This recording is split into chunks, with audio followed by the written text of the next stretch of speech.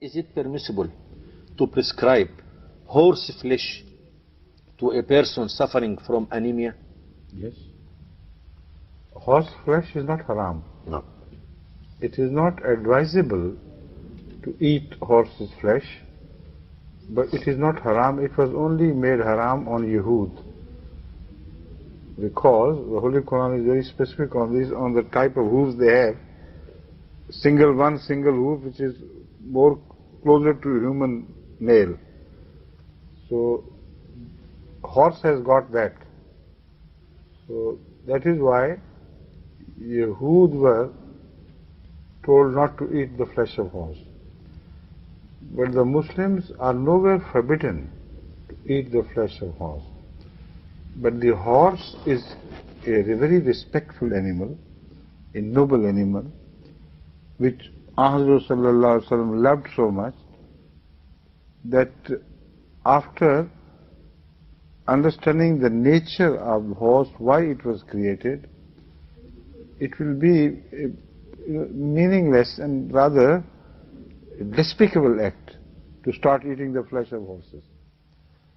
Yet in those areas where horses are found in abundance, in very large numbers, where there is no more any use for them, like it used to be because of the new inventions, like in Mongolia, like in parts of Muslim Russia, they still eat, they used to eat the flesh of horse, they eat the flesh of horse even now, so much so that it is an honor for a guest to be treated by flesh of horse.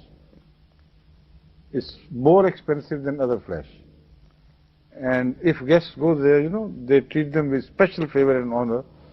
Flesh of horse is presented to them. It is partially cooked, but cooked. Now this, how can you say this is all haram? There is no definite reason, to justify declaring it haram. Al-haramu bayyinun wal-halalu bayyinun.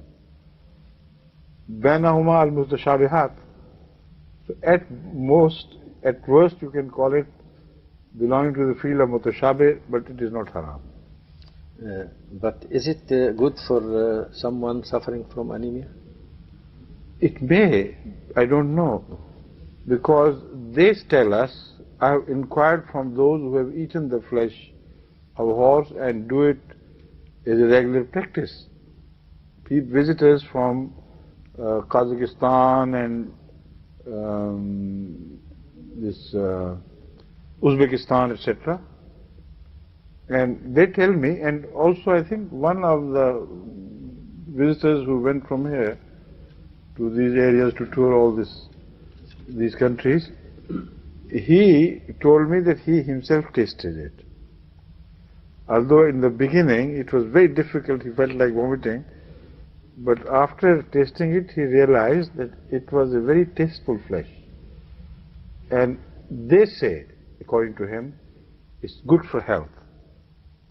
And those who eat the flesh of horse, they're quite red in the face. So we don't know whether it's because of the horse or because of general climate. But anyway, it is reported to have a good influence over blood. I remember, and Imam Sahib remember this also, that Hatim al-Ta'i, it happened in one incident, his camels were outside and a guest came to him, so he slaughtered his horse. His horse, that's right. It was a very precious horse. Yes, that's right. I remember that, yes, you're right. Yes. Hatim Ta'i. No. It's a well-recorded case of a Sufi who believed that it is all just our imagination, what we see, what we feel, what we are. The whole entire world is imagination. There is nothing. Because without imagination, you can't know the existence of the outer world. Now this philosophy began with some wisdom to begin with. This philosophy relates to the universe being called Al-Alam. Al-alam is something you know. And if there is no one to know, then practically it does not exist.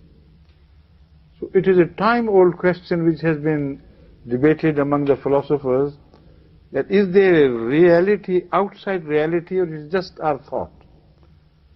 So turning it over and over, ultimately it turned into a mad philosophy, rejecting all outside existence altogether, even your own self. And they say it's just thought, and thought is not worthy of reliance.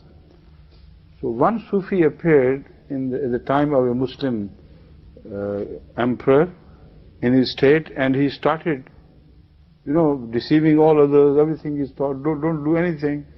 You are not answerable for anything. You just thought, idea, imagination, nothing more. So they took him to the court of the emperor, and he asked for the great ulama of the time to come and have the issue debated with him. So a great ulama came, and he was so clever in his argumentation and his logic that he seemed to have defeated all of them. And the king was so worried, because he was a true believer in Allah, so he didn't want this to have happened to his state. So an idea struck him. He asked for he told his vizier to bring an elephant which has gone mad.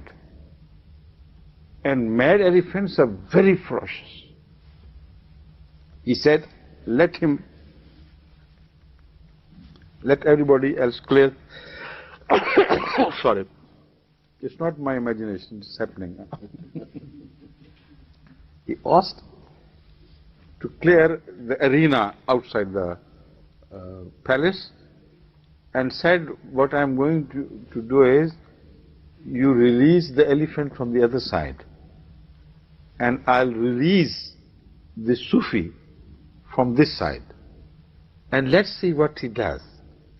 And if he runs away, then I'll say, no, it's the imagination. There's nothing wrong. Don't be afraid of the elephant, it's just your imagination. So they did it.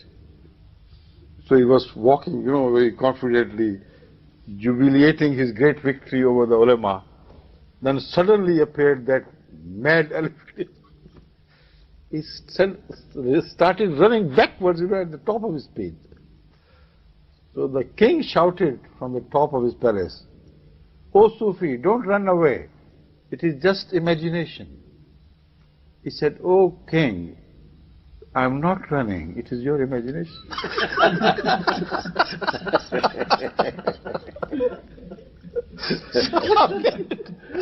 So these bad people are clever enough for themselves to save your own skin.